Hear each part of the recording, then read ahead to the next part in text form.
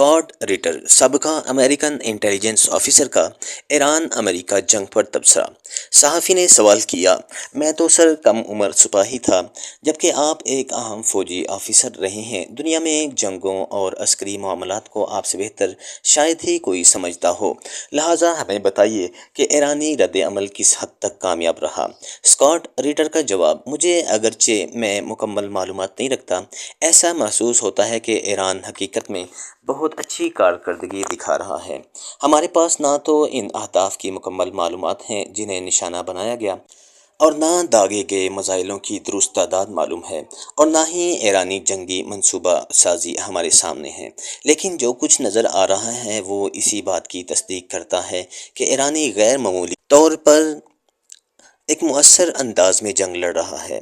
ہمیں میزائل حملوں اور ان کے روک تھام یعنی انٹرسیپشنز کا جائزہ لیتے وقت احتیاط کرنی چاہیے۔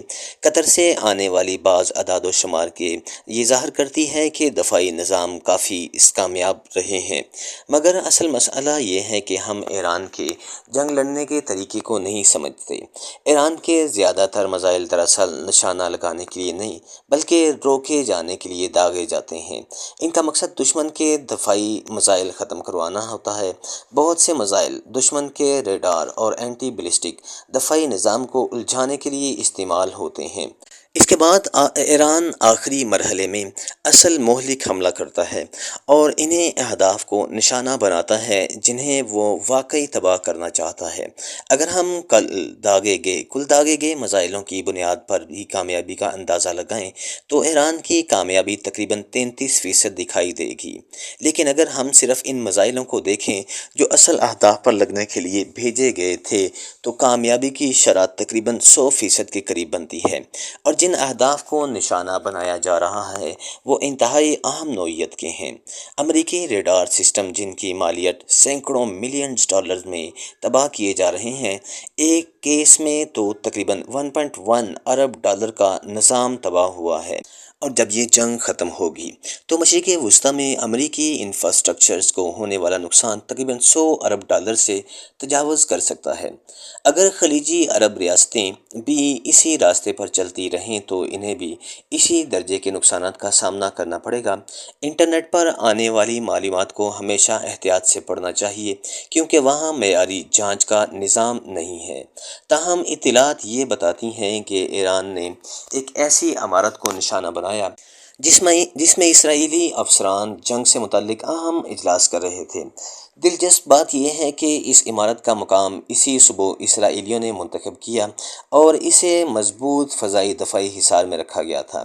اس حملے میں ایران سے دو چیزیں ثابت کی گئی ہیں: وہ کسی بھی وقت اسرائیلی فضائی دفاعی کو عبور کرنے کی صلاحیت رکھتا ہے، اس کے پاس انتہائی حساس سطح کی درست انٹیلیجنس معلومات حاصل کرنے اور فوری کارروائی کرنے کی صلاحیت موجود ہے۔ یہی چیز سب سے زیادہ اسرائیل کو خوفزدہ کر رہی ہے، کیونکہ اب انہیں احساس ہو چکا ہے کہ وہ عملی طور پر چلتے پھرتے مردہ لوگ بن چکے ہیں۔ ایرانی پیچھے ہٹنے والے نہیں ہیں، ان کے پاس اس جنگ کو طویل عرصہ جاری رکھنے کی صلاحیت موجود ہے۔ بنجمن نیتن یاہو نے ڈونلڈ ٹرمپ کو خبردار کیا تھا کہ اگر ایران کے خلاف جنگ شروع کرنی ہے تو اسے فوری ختم کرنا ہوگا، اس سے پہلے کہ سینکڑوں میزائل اسرائیل پر برسیں۔ لیکن اب بہت دیر ہو چکی ہے۔ ایران اپنی پوری طاقت کے ساتھ میدان میں آ رہا ہے اور اسے روکنے کے لیے کچھ نہیں کیا جا سکتا۔